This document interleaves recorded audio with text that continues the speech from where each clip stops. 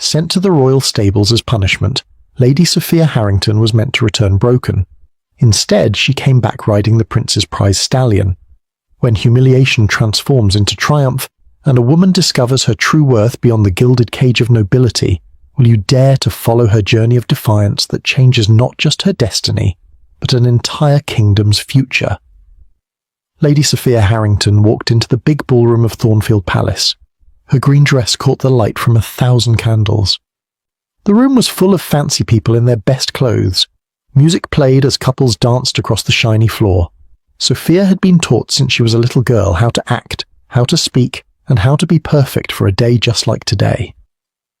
"Look at her," whispered one lady to another behind her fan. "The Duke's daughter is the jewel of this season." Sophia knew what was expected of her. She had to smile just right, not too big, not too small. Her back stayed straight as a board. Her hands rested gently in front of her. Years of practice made all these things look easy, but Sophia worked hard to keep up this perfect picture. Prince Reginald stood on the other side of the room. He was tall with dark hair and a red coat with gold buttons that caught the light. Everyone knew he was looking for a wife. All the young ladies hoped he would pick them. "Lady Sophia," the prince said, walking up to her and bowing, "would you honour me with this dance?" Her heart beat faster, but her face showed only a small, proper smile. "I would be happy to, Your Highness." As they joined hands and moved to the music, Sophia felt ease on them from all sides. This was just as her father had planned.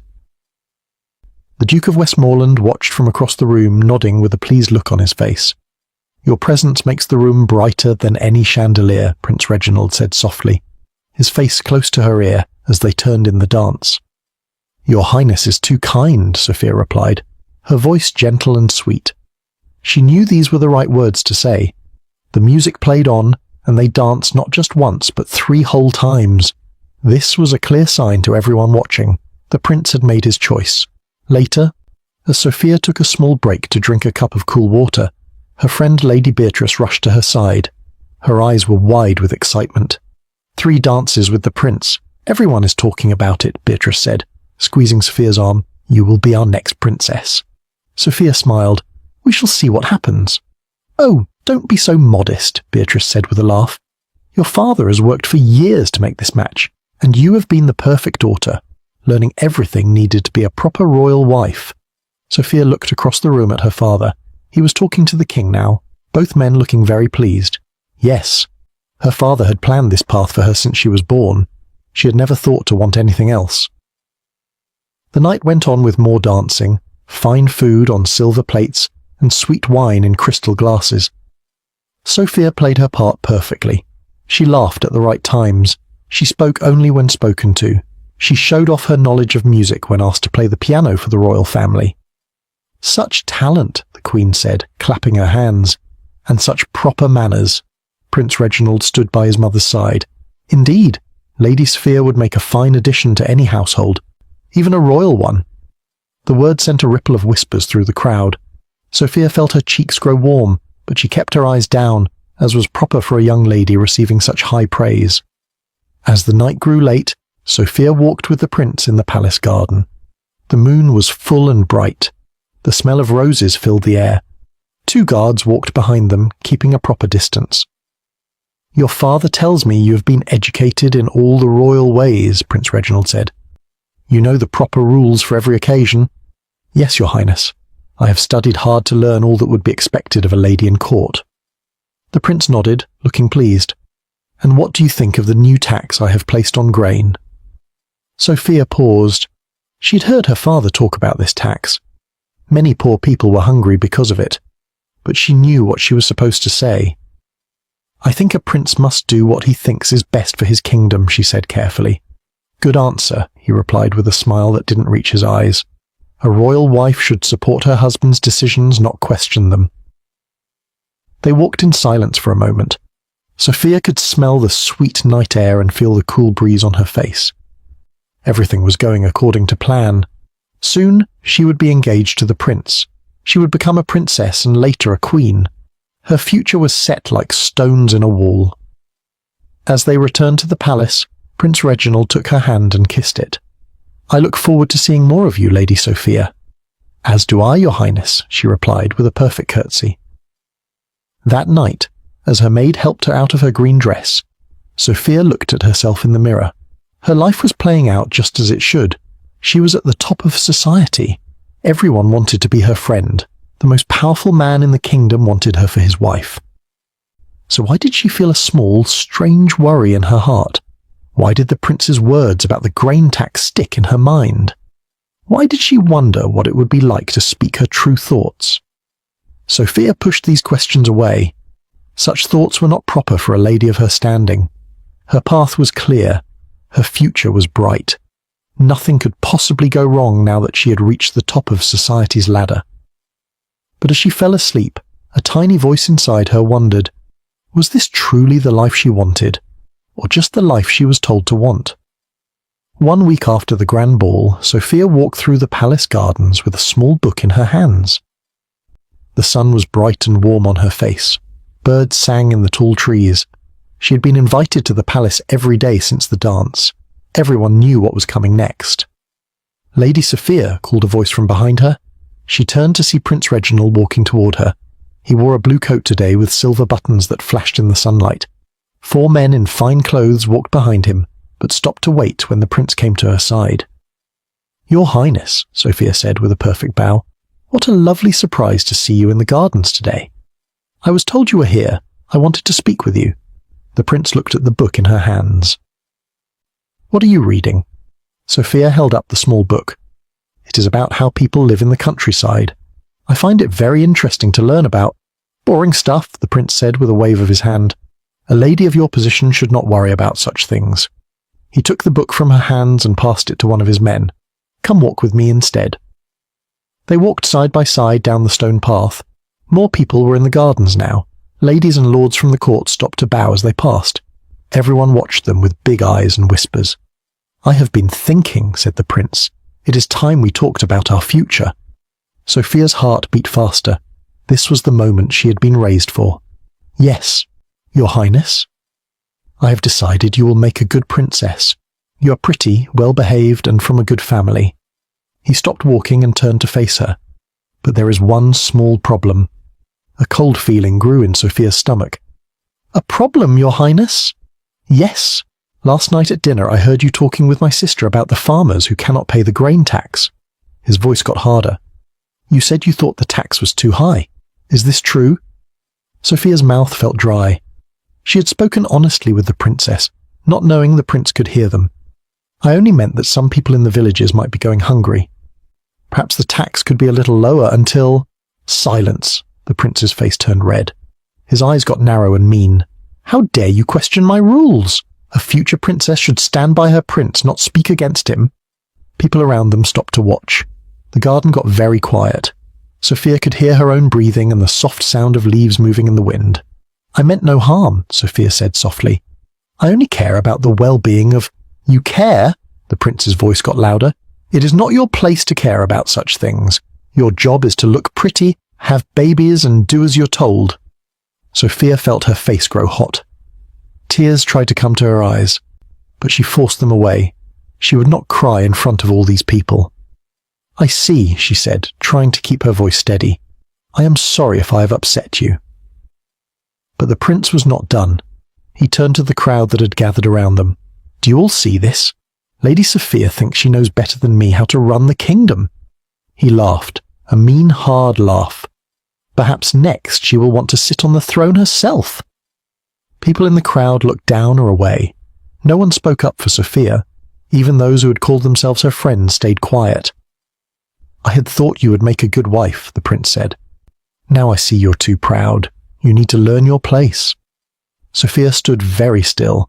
Her whole life, all her father's plans, all her years of practice and learning, it was all falling apart in front of her eyes. "Your Highness," she said, trying one last time. "I only spoke out of concern." "Enough!" The prince's shout made birds fly from a nearby tree. "You shall learn humility before you learn to be my wife. My grooms tell me the donkeys need tending. Perhaps such work will help you remember your proper place." Gasps came from the crowd. Working with animals was a job for servants, not for a duke's daughter. It was a huge shame to be given such a task. "As you wish, Your Highness," Sophia said, her voice quiet but clear. She would not beg. She would not cry. Lady Beatrice, who just last week had been so excited about Sophia's good fortune, now stepped forward with a mean smile. "How fitting that one who speaks of farm animals should go live with them," she said, loud enough for all to hear. Others began to laugh behind their hands. The prince smiled, pleased with her shame. "Go now," he ordered. "The stable master will show you your new duties." With her head held high, Sophia walked away from the prince and the laughing crowd. Her silk shoes got dirty on the muddy path to the stables. Her fine blue dress would soon be ruined by the work ahead. But she would not run, and she would not look back. As she walked, she heard people talking about her. "Poor Duke of Westmoreland," said one lord. "His plans for his daughter are ruined." "She brought it on herself," said a lady. "A woman should know when to keep quiet." The stable yard was brown with mud and smelled strong of animals. Men stopped their work to stare as Sophia approached. Her father would be angry. Her mother would be sad. Her friends had already turned against her. In one day, she had lost everything she was supposed to want. A tall man with a weathered face came toward her. "Lady Sophia, I'm Thomas, the stable master. I was told to expect you." His voice was neither mean nor pitying. "The donkeys are this way." Sophia took a deep breath. The air smelled of hay and animals and dirt, nothing like the sweet perfumes of the palace. As she followed Thomas into the stable, she felt something strange inside. Along with the hurt and shame was a small feeling of freedom. For the first time in her life, there were no more rules to follow, no more perfect behavior expected. The path ahead was dark and scary. But as the stable door closed behind her, cutting off the sound of distant laughter, Sophia wondered if perhaps this fall from grace might lead her somewhere new, somewhere she had never been allowed to go before. The first morning in the stables was the hardest. Sophia woke at dawn on a small bed of straw in a tiny room next to where the donkeys slept. Her back hurt. Her hands were already red and sore from the little work she'd done yesterday. The smell of animals and hay filled her nose. It was nothing like her soft bed at home with clean sheets that smelled like flowers. She sat up and looked at her hands. They had never done real work before. Now they had rough spots and tiny cuts. She had spent her whole life learning to be pretty and proper, not how to clean stables or brush donkeys. Tears filled her eyes, but she wiped them away quickly when she heard footsteps. "Time to start the day," said Thomas, the stable master. He didn't smile, but he didn't look mean either. "The donkeys need fresh hay and water before breakfast." Sophia stood up, still wearing her blue dress from yesterday. It was dirty now and had a small tear in the sleeve. "I don't know how to do any of this," she said in a small voice. Thomas looked at her for a long moment. Everyone has to learn sometime, even a duke's daughter. He handed her a plain brown dress. "This will work better for stable chores. There's a bucket of clean water behind the screen to wash up." The brown dress was rough against her skin, not soft like her silk dresses at home, but it fit well enough, and she wouldn't worry about getting it dirty. After washing her face and hands, she followed Thomas to the donkey stalls. 5 donkeys looked at her with big brown eyes. Their long ears moved back and forth as she came near. One made a loud hee-haw sound that made Sophia jump back. "That's just Barley saying good morning," Thomas said. "He's friendly, just loud. Start with giving them fresh water. The bucket is there." Sophia tried to pick up the big water bucket, but it was heavy. Water sloshed over the sides and wet her shoes. She bit her lip, trying not to cry again. At home, she never had to carry anything heavier than a teacup. "Use 2 hands and keep it close to your body," Thomas showed her. "That makes the weight easier to carry." All morning, Sophia worked harder than she ever had in her life. She carried water and hay. She learned to brush the donkeys' rough coats. She even tried to clean their stalls, but the smell made her stomach turn, and she had to run outside to breathe fresh air. "You'll get used to it," Thomas said when she came back, her face red with shame. No one does this perfectly the first time. When the midday sun was high in the sky, Thomas told her to take a break. Sophia sat on a wooden bench outside the stable. Her arms and back ached. Her hands had new blisters. She was hungry and tired and dirty. From where she sat, she could see the tall towers of the palace rising above the trees. Just yesterday, she'd been up there, walking in the gardens, expecting to become a princess. Now she was down here, lower than even the servants who worked in the palace kitchens. "What will happen to me now?" she whispered to herself. Tears ran down her cheeks, leaving clean lines in the dirt on her face. Her father hadn't come to see her. No messages had arrived from home. Did they all think she was a shame to the family now? A small brown bird landed on the fence in front of her. It cocked its head to one side, looking at her with bright eyes. Then it flew away, free to go wherever it wanted. Sophia watched it go, feeling stuck and alone. That night, after a simple dinner of bread and stew, Sophia lay on her straw bed and cried until no more tears would come. Her whole life had been aimed at one thing: marrying well and being the perfect lady. Now that future was gone, and she had no idea what would replace it. The next morning came too soon. Every muscle in Sophia's body hurt as she got up. But she put on the brown dress and went to work without waiting for Thomas to call her. The donkey seemed happy to see her, especially Barley, who nuzzled her hand looking for treats. "I don't have anything for you," she told him, but she found herself patting his soft nose anyway. His big eyes looked at her without judging, not caring if she was a duke's daughter or a stable girl. Days passed this way. Sophia worked from morning until night. Her hands grew tough with calluses, her arms got stronger. She stopped noticing the smell of the stables. She learned all the donkeys' names: Barley, Oats, Pepper, Daisy, and Little Willow. One afternoon, as rain pattered on the stable roof, Sophia sat in a clean pile of hay, brushing Willow's coat. The little donkey leaned into the brush, clearly enjoying it. "You're getting good at that," Thomas said, coming in with an armful of fresh straw. "Willow doesn't usually let new people brush her." "We've made friends," Sophia said. She was surprised to realize it was true. She had come to like these quiet animals with their gentle eyes and funny sounds. They didn't care about who her father was or what the prince thought of her. They only cared that she brought them food and water and was kind to them. At the end of her first week in the stables, Sophia found herself alone for the first time. Thomas had gone to the village for supplies. The rain had stopped, and weak sunshine filtered through the stable windows. She sat on her little bed and looked at her hands, no longer soft and white, but strong and capable. For the first time in days, she let herself really think about what had happened. The prince had meant to shame her by sending her here, and yes, she had been ashamed and sad and scared. But something else was happening too. Here, away from the watching eyes of the court, away from her father's plans and her mother's gentle pushing, she was learning who she really was underneath all the proper manners and perfect smiles. "Maybe," she said softly to Barley, who stood near her door, "this isn't just a punishment. Maybe it's also a chance to be something different than what everyone always told me to be." Barley made his loud hee-haw sound, as if he agreed. Sophia smiled, a real smile, not the careful one she'd practiced in mirrors. It felt good on her face. That night, Thomas returned with the supplies and something else, a small book with a worn leather cover. "Found this in the village," he said, putting it on her bed.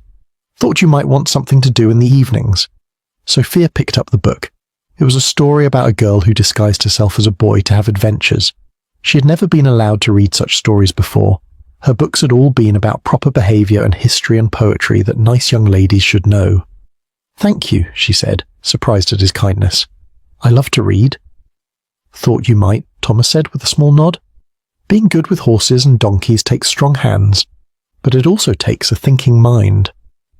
Animals know when you're really paying attention to them." After he left, Sophia opened the book and began to read by the light of a small candle. For the first time since coming to the stables, she felt a tiny spark of hope. Her old life was over, but perhaps that didn't mean all life was over. Perhaps in this quiet place, away from the noise and shine of the court, she might find a new path, one she chose for herself. 2 weeks passed in the stables. Sophia woke before the sun each day, no longer needing Thomas to call her. Her hands moved with sure skill as she fed the donkeys and cleaned their stalls. The work that had once made her cry now felt simple, almost easy. Her body had grown stronger, her mind had grown quieter. One morning, as pink light spread across the sky, Sophia found Thomas in the stable yard. He was standing by a tall white horse that seemed to glow in the early light. This was no work animal like the donkeys. This horse had a proud head and long, clean legs. Its white coat was spotless. "Whose horse is that?" Sophia asked, though she already knew. Only one person in the kingdom would own such a fine animal. The prince's, Thomas said. This is Artemis, the best horse in the royal stables. He ran his hand down the horse's neck. The prince is going hunting today. I need to make sure Artemis is ready. Sophia stayed back. She didn't want to touch anything that belonged to Prince Reginald, but Artemis turned his head and looked at her with bright, smart eyes. He seemed to be asking why she didn't come closer. He won't bite, Thomas said with a small smile. Horses aren't like people. They don't judge you for what you did or didn't do. Slowly, Sophia walked up to the white horse. She held out her hand and Artemis sniffed it. His breath was warm on her skin. Then he pushed his nose against her shoulder in a friendly way. He likes you, Thomas said, sounding surprised. Artemis doesn't usually warm up to strangers so fast. He must sense something in you. Sophia felt a small glow of pride. What does he sense? Thomas looked at her for a long moment. Honesty, maybe, or courage. It takes both to face what you've faced and not run away. Later that day, after the prince and his hunting party had ridden off, Sophia sat in the stable yard reading a new book Thomas had brought her. This one was about the stars and how sailors use them to find their way across the sea. It was not the kind of book young ladies usually read, but Sophia found it very interesting. Books before breakfast? Thomas asked, finding her still reading as the sun climbed higher in the sky. I thought I was the only one who did that. Sophia looked up, surprised. You read a lot? Thomas nodded. My father taught me when I was young, said a man should know more than just horses and farming. He sat down on the bench beside her. What are you learning about? The stars, Sophia said, showing him the page with a map of the night sky. I never knew there were so many, or that they make pictures in the sky if you know how to see them. The big bear and the little bear, Thomas said, pointing to the page. And there's the North Star, always in the same place, no matter what time of year. If you're ever lost, that star will help you find your way home. Sophia thought about that. I'm not sure where home is anymore, she said softly. Thomas was quiet for a moment. Then he said, Home isn't always a place. Sometimes it's knowing who you really are. Over the next few days, Sophia and Thomas talked more. She learned he was not just a stable master, but a man who knew many things. He had travelled far when he was younger. He had read hundreds of books. He knew about plants and animals, stars and weather, and even some things about how people think and feel. How did you learn all this? Sophia asked one evening as they sat by a small fire. The air was getting cooler as summer turned toward fall. By watching, Thomas said, by listening, by asking questions. He poked at the fire with a stick, and by not caring what others thought of me for wanting to know things. Sophia thought about this. All her life she had been taught to care very much what others thought of her, to be proper, to be perfect, to never step out of line. I've been thinking about what the prince said, she told Thomas. About the grain tax, I still think it's too high. People in the villages can't pay it and still have enough to eat. That's true, Thomas said. Many are going hungry. But why do you care? You're a duke's daughter. The tax doesn't hurt you. Sophia frowned. Just because it doesn't hurt me doesn't mean it's right. Everyone should have enough to eat. Thomas smiled, a real smile that made the corners of his eyes crinkle. Now that's a thought that would never come from someone who only cares about being proper. One morning, a week later, Sophia found a pile of books in her small room. There were 10 of them, all different. One was about the human body and how it works. Another was about different countries across the sea. A third was full of ideas about how people should treat each other. Where did these come from? She asked Thomas when she found him feeding the horses. I know someone who works in the palace library, he said, not looking up. These books were going to be thrown away because some pages are torn. I thought you might like them. Sophia picked up the book about different countries. The corner of one page was missing, but the words were still clear to read. Thank you, she said. This is the kindest gift anyone has ever given me. Thomas finally looked at her. Knowledge is a gift that no one can take away from you, he said. Not a prince, not a father, not anyone. That night, as rain pattered on the stable roof, Sophia sat on her bed reading by candlelight. The book talked about a place called Avonland, far across the sea. It was a place where women could own land and businesses. They could speak in public meetings. They could even help make laws. It seemed like a made-up story to Sophia, but the book said it was real. I wonder what it would be like to live there, she whispered to herself. For the first time, she was thinking about a future different from the one her father had planned. A future she might choose for herself. Days turned into weeks. Sophia read all the books Thomas gave her, then asked for more. They talked about ideas big and small. Why the sky is blue, why some people have so much while others have so little, why the stars move across the sky in patterns you can count on. "You've changed," Thomas said one day, as they watched a falcon soar high above the stable yard. "How?" Sophia asked. "Your eyes," he said. "When you first came here, they were always looking down or away. Now they look up and out. You're seeing the world, not just your place in it." Sophia thought about this. It was true. Before, she had only seen what she was supposed to see, only thought what she was supposed to think. Her world had been as small as a birdcage, even though it had golden bars. "The prince meant to punish me by sending me here," she said, "but I think he gave me a gift instead.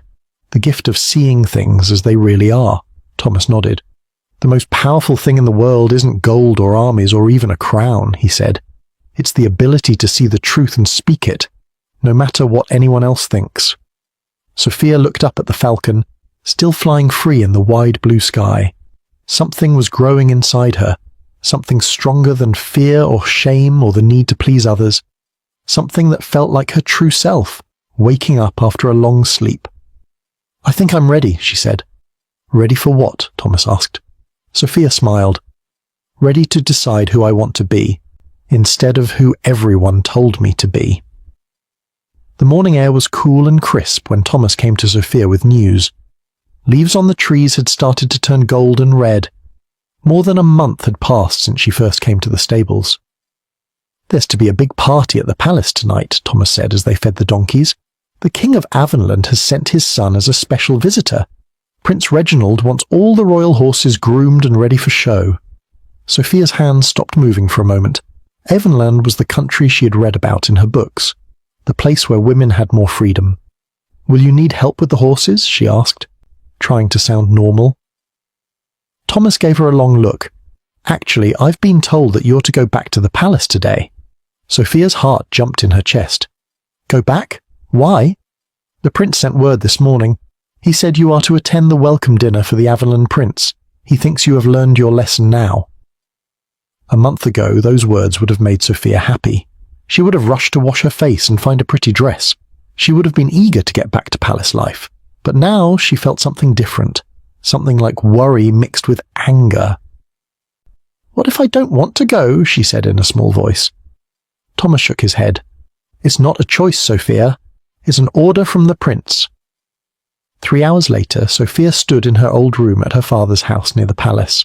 Servants had filled a big wooden tub with hot water. They had washed her hair with sweet-smelling soap. They had brought out her finest dress, a deep blue one with tiny silver stars sewn all over it. "Your father will be so pleased," said Mary, her old maid, as she brushed Sophia's hair. "Everyone says the prince is ready to forgive you. You'll be back in his good graces by tomorrow." Sophia looked at herself in the mirror. Her face was the same, but her eyes looked different, stronger, clearer. Her hands were no longer soft and white. They were tanned from the sun and rough from work. They were hands that could do things, not just look pretty. "Is that what I want?" she asked herself in the mirror. "To be back in his good graces?" Mary didn't understand the question. "Of course it is.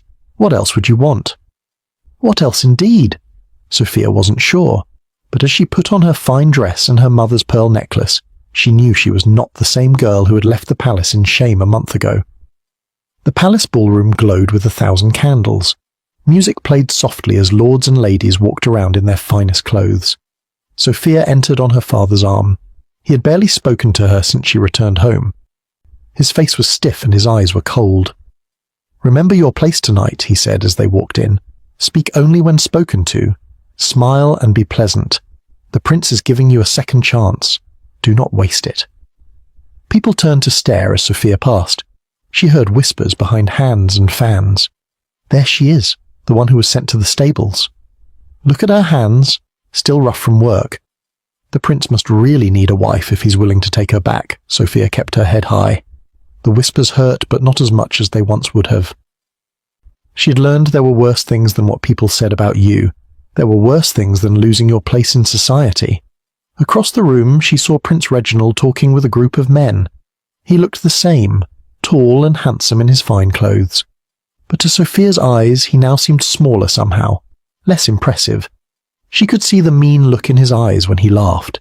She could see how the people around him watched his face carefully, afraid to say the wrong thing.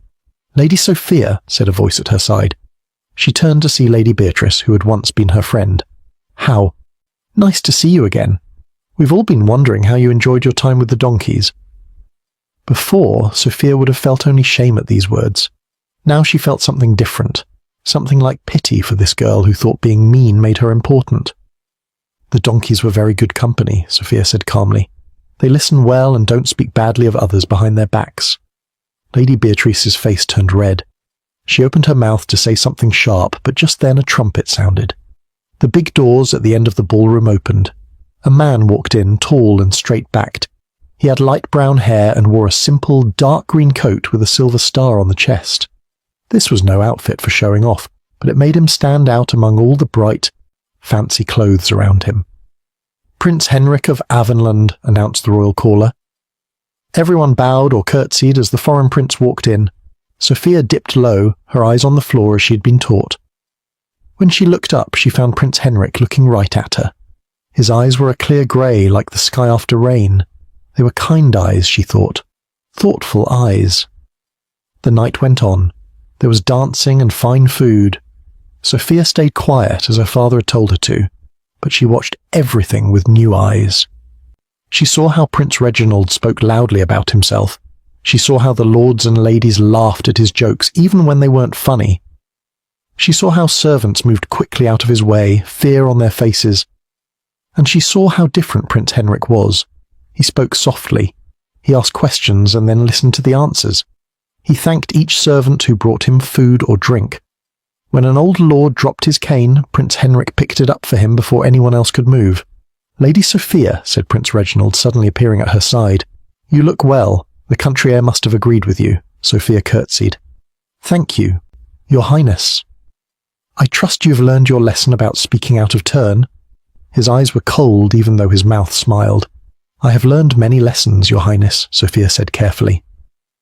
Prince Reginald seemed pleased with this answer. "Good. Then perhaps we can put this unfortunate business behind us. I expect you to join the hunt tomorrow. You may ride one of the court ladies' horses." As he walked away, Sophia felt a weight in her chest. Nothing had changed. The prince still saw her as a pretty doll who needed to know her place. She walked to a quiet corner of the ballroom, needing a moment alone. There, on a small table, she saw something that made her heart jump. A book. She picked it up without thinking and read the title. "The Stars of the Northern Sky." "Do you like astronomy?" asked a voice with an accent she had never heard before. She turned to find Prince Henrik standing there. Up close she could see he was older than Prince Reginald, with small lines around his eyes that came from smiling, not frowning. "Yes," Sophia said, surprised into honesty. "I've been reading about the stars lately." Prince Henrik's face lit up. "Really? Most young ladies I meet prefer to talk about dresses or gossip." He pointed to the book. "Did you know that in Avonland we have women who work as star watchers? They help make maps for our ships." Sophia's eyes widened. "I read that women in your country can do many things they can't do here." "That's true," Prince Henrik said.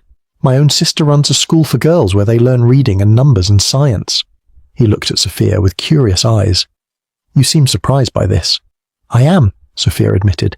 "Here, girls like me are taught only how to be pretty and proper, how to be good wives." Prince Henrik frowned slightly. "And is that what you want? To be just a pretty, proper wife?" The question hit Sophia like a splash of cold water. No one had ever asked her what she wanted before.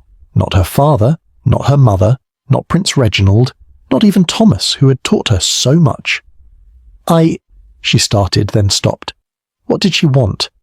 The answer came from somewhere deep inside her, from the part that had woken up during her time in the stables. "I want to learn. I want to see the world. I want to be useful in some way that matters." Prince Henrik looked at her for a long moment. His eyes seemed to see right through all her fancy clothes to the person she really was inside. "Then perhaps, Lady Sophia," he said quietly, "you were born in the wrong country." Later that night, As Sophia lay in her old bed with its soft sheets and fluffy pillows, she couldn't sleep. Prince Henrik's words kept running through her mind. Had she been born in the wrong country? Or just to the wrong family? Or in the wrong time? And deeper than these questions was another one, beating like a drum. What did she truly want her life to be? For the first time, she felt like she might have a choice. For the first time, she felt like she might be brave enough to make it. The morning after the palace dinner, Sophia woke early from habit. The sun had just started to peek over the hills.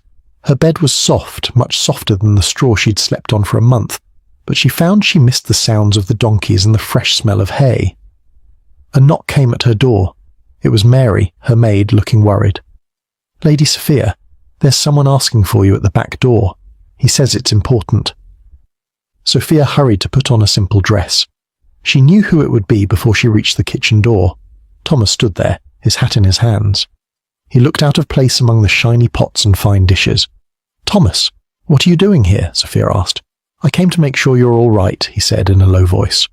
"And to tell you that Prince Henrik is visiting the old stone library today. He asked about you." Sophia's heart beat faster. "He asked about me? What did he say?" "He wanted to know who you were and why you seemed so different from the other young ladies. I told him you'd spent time working in the stables and learning to think for yourself." Thomas gave her a small smile. He seemed very interested in that. That afternoon, Sophia told her father she was going to visit an old friend. It wasn't exactly a lie. She was going to visit the old stone library where she had spent many happy hours as a child. Before her father decided it was time for her to focus only on becoming a proper lady. The library was a round building made of grey stones. It stood on a hill outside the town. It was the oldest building for miles around, and it was filled with books from floor to ceiling. The air inside smelled of paper and dust and the wooden oil that kept the shelves from drying out. Sophia walked between the tall shelves, running her fingers over the spines of books. She had missed this place. She had missed the quiet and the feeling that all the knowledge in the world was right here, waiting for her. "Lady Sophia," said a voice that made her jump. Prince Henrik stood at the end of the row of books. The light from a high window fell on his face, making his eyes look even clearer and kinder than they had the night before. "Your Highness," Sophia said with a curtsy, "I didn't expect to see you here." "Didn't you?" he asked with a small smile. "I think perhaps you did, just as I hoped to find you here when your stablemaster mentioned how much you love books." Sophia felt her face grow warm. "Thomas told you that?" "He did. He also told me about your time working with the donkeys, about how you never complained, about how you read every book he could find for you." Prince Henrik took a step closer. "He thinks very highly of you." "He was kind to me when no one else was," Sophia said. Prince Henrik nodded. "It takes a person of strong character to see past someone's title or position to who they really are." He picked up a book from a nearby table. "Do you know this one? It's about the night sky in different parts of the world." They spent the next hour looking at the book together. Prince Henrik showed her maps of stars she had never seen. He told her about his country across the sea, where the night sky looked different than it did here. He spoke of women who studied the stars and taught others about them. "Would you like to see something special?" he asked when they had finished the book. "Yes," Sophia said without thinking twice. Prince Henrik led her up a narrow winding stair to the very top of the library. There, a small round room had windows on all sides. In the middle of the room stood a long brass tube on a stand. "A star glass," Prince Henrik said, seeing her curious look. "It makes far things look close. Look through here." He pointed to one end of the tube. Sophia put her eye to the star glass. She gasped. The far-off hills jumped close, so close she could see the trees on them. "It's like magic," she whispered. "Not magic. Science," Prince Henrik said. "In my country, we believe that understanding how the world works is more powerful than any spell." The next day, Sophia met Prince Henrik again. This time they walked in the palace gardens, the same place where she had once been shamed by Prince Reginald. But today the gardens felt different. The flowers seemed brighter, the air smelled sweeter. "In Avonland, we have gardens open to all people," Prince Henrik told her, "not just those who live in the palace." "All people? Even those who work in fields or shops?" Sophia asked. "Yes, we believe beauty should be for everyone, not just for the rich and powerful." He looked at her closely. "You find this strange?" "No," Sophia said slowly. "I find it right. like something I've always known but never had the words for. They walked and talked until the sun began to set. Prince Henrik told her about his home across the sea, about schools where girls learned alongside boys, about women who were doctors and teachers and ship captains. With each new thing he told her, Sophia felt something growing inside her, a longing for a life she had never dreamed could be hers. On the third day, they met at the old stone bridge that crossed the river near the town. It was a quiet place where they could talk without being watched by the eyes of the court. The river rushed below them, its water clear and fast. "Tell me about the donkeys," Prince Henrik said as they leaned on the bridge rail. "What did you learn from them?" Sophia thought for a moment. "I learned that hard work makes you strong. I learned that animals don't care if your dress is pretty, or if you know the right words to say at dinner. They only care if you're kind and if you take good care of them." "And what did you learn about yourself?" he asked. "That I'm stronger than I knew, that I can learn new things, that I—" She paused, not sure if she should say the next part. "That you what?" Prince Henrik asked gently. "That I want more from life than to be someone's pretty, quiet wife." The words rushed out of her, like they'd been waiting a long time to be said. Prince Henrik didn't look shocked like she feared he might. Instead, he nodded as if he'd known all along. "In my country, you could be more. You could study the stars if you wanted, or learn to heal the sick, or write books of your own." The thought made Sophia's heart race. Really? Women in your country can do all those things? They can. My own sister runs a school where she teaches girls to read and write and think for themselves. He took a small step closer to her. "She would like you very much, I think." The air between them seemed to grow warm. Sophia looked into his eyes and saw something there, something that made her feel both scared and brave at the same time. "Prince Henrik," she said softly, "why are you telling me these things?" "Because from the moment I saw you in that ballroom, with a book in your hands and questions in your eyes, I knew you were different." He reached out slowly and touched her hand where it rested on the bridge rail. "You don't belong here, Sophia. Not in a place that wants to make you small." His hand was warm on hers, not soft like Prince Reginald's, but strong and weathered from doing real things in the world. It felt right somehow, like her hand had been waiting for his to find it. "Where do I belong then?" she asked, hardly daring to breathe. "I can't answer that for you," Prince Henrik said. "Only you can decide where your heart and mind will be most free. But I can tell you this, in Avonland, you would never be punished for speaking the truth. You would never be sent to 10 donkeys for caring about hungry people."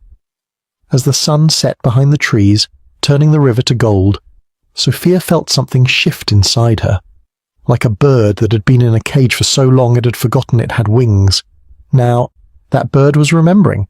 Now it was looking at the open sky with new eyes. "I want to see it," she whispered. "Your country, the schools, the women who study stars. I want to see all of it." Prince Henrik's face lit up with a smile that warmed her all the way through. "Then perhaps you shall, Lady Sophia. Perhaps you shall." As they walked back toward the town, side by side but not quite touching, Sophia felt as if she was walking towards something new and bright, something that had her name written on it in letters only she could read. The leaves had turned deep red and gold when the day of Prince Henrik's departure came. He had been in the kingdom for 3 weeks. In that time, Sophia had met with him almost every day. They had walked in the gardens, visited the old library, and sat by the river talking for hours. With each meeting, the feeling in Sophia's heart had grown stronger. It wasn't just that Prince Henrik was kind and smart. It was that when she was with him, she felt like her true self, not the perfect proper lady she had been raised to be.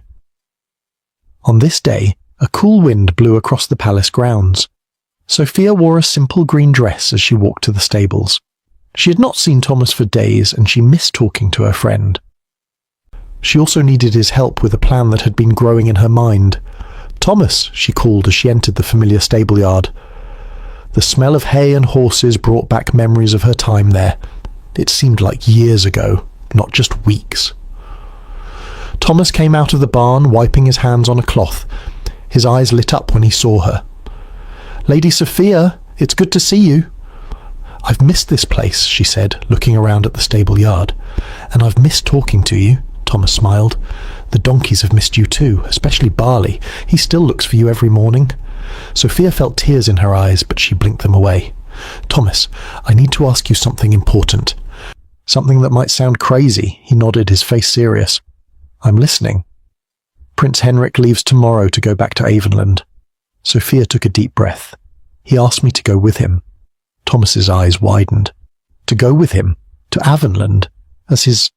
Not as his wife, not yet anyway, as a guest of his family. He says his sister's school would welcome me as a teacher." Sophia's words came faster now. "He says I could study there too. Learn things the women here aren't allowed to learn." Thomas was quiet for a long moment. Then he said, "And what did you tell him?" "That I needed to think about it." Sophia looked down at her hands. They were soft again after weeks back at the palace, but she could still see the places where calluses had been. "My father would never allow it. He still hopes Prince Reginald will choose me as his bride." "And is that what you want?" Thomas asked. "To be Prince Reginald's bride?" "No," Sophia said, the word coming out strong and clear. "I don't want that. I never really did. I just thought I had to want it because everyone told me I should." Thomas nodded slowly. "So what are you going to do?" Sophia looked him straight in the eye. "I want to make my own choice for once. I want to go to Avonland, but I need your help."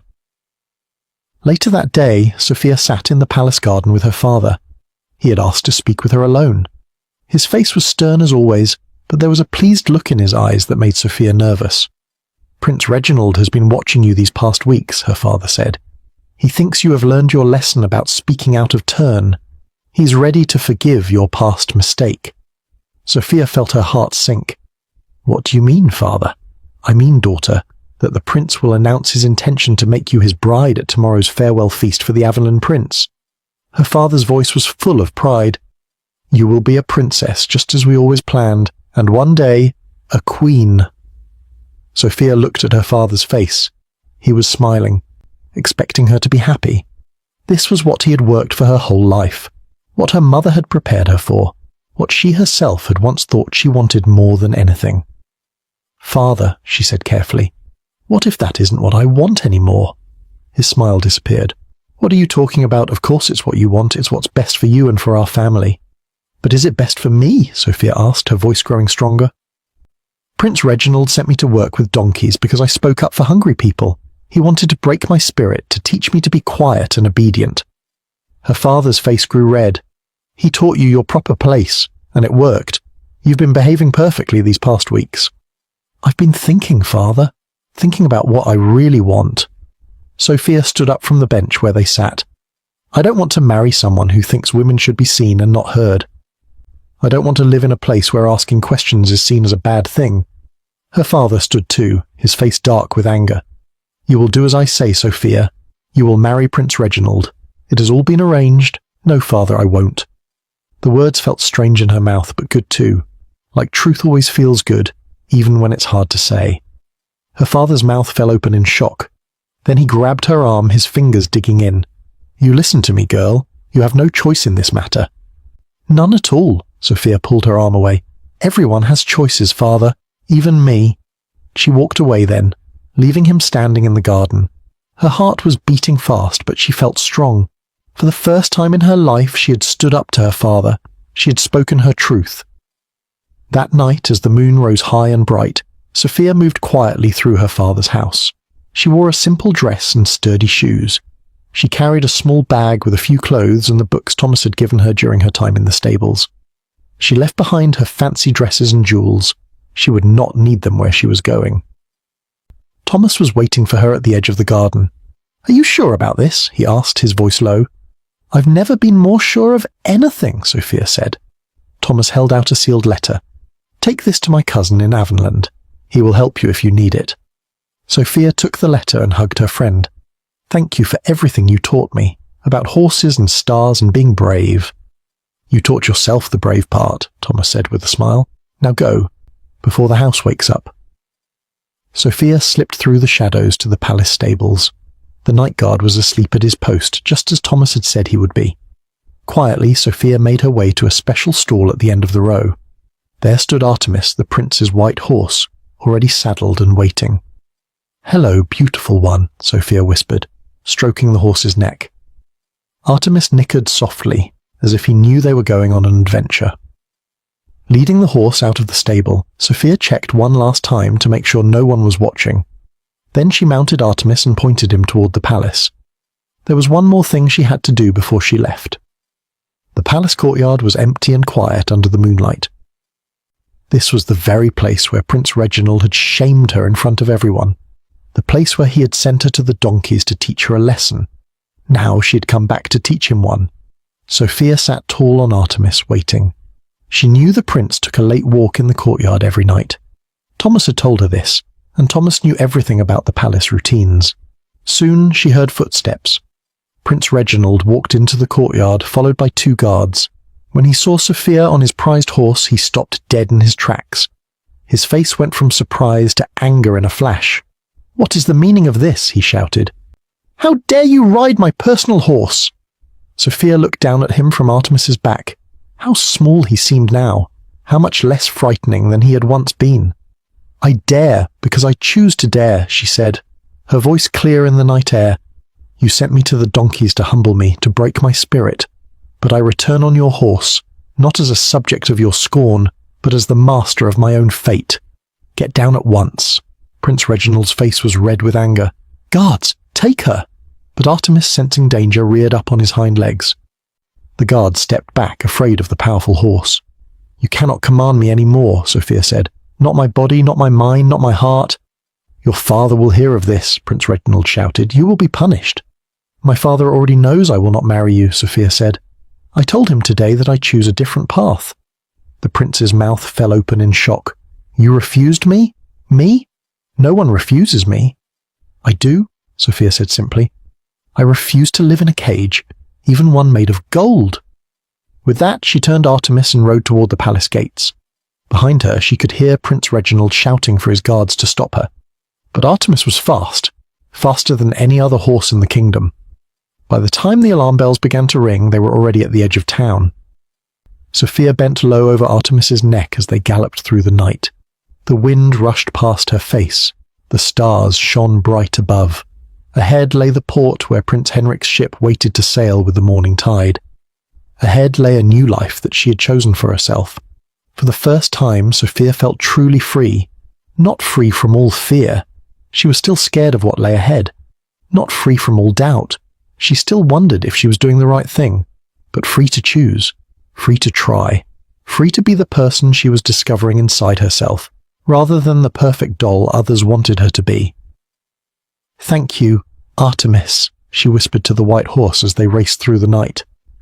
"Thank you for carrying me to my future." The morning sun sparkled on the water as Sophia stood on the deck of Prince Henrik's ship. The white sails billowed overhead, catching the wind that would take them across the sea to Avonland. The dock behind them grew smaller with each passing moment. Sophia could still make out the red roofs of the town and the tall towers of the palace on the hill above. Prince Henrik stood beside her, his eyes warm as he watched her face. "Are you afraid?"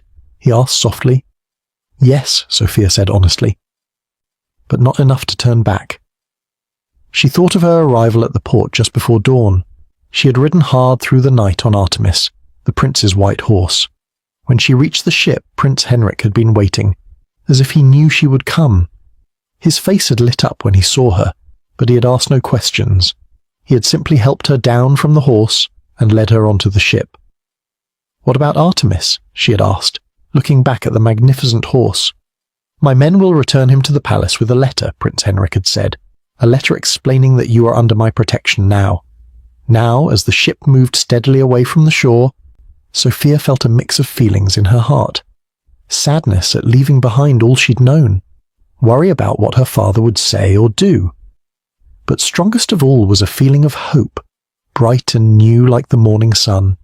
The journey across the sea took 7 days. Sophia spent the days learning about Avonland from Prince Henrik and his men. She learned words in their language. She learned about their customs and foods. She learned that in Avonland a person's worth was measured not by their title or family name, but by what they did and how they treated others. At night, she stood on the deck watching the stars. They looked different out here on the open water, brighter and closer somehow. Prince Henrik showed her how sailors used the stars to find their way across the vast sea. "That one there," he said, pointing to a bright star in the north, "that's the star that guides us home." On the 7th day, land appeared on the horizon. As they drew closer, Sophia could see green hills rising from the sea. A city spread along the shore, its buildings white and gold in the sunlight. Ships of all sizes filled the harbour. People moved about on the docks like busy ants. "Welcome to Avonland," Prince Henrik said, standing at her side. "Welcome to your new beginning." As their ship pulled into the harbour, Sophia saw a group waiting on the dock. A woman stood at the front, tall and straight-backed, with the same kind eyes as Prince Henrik.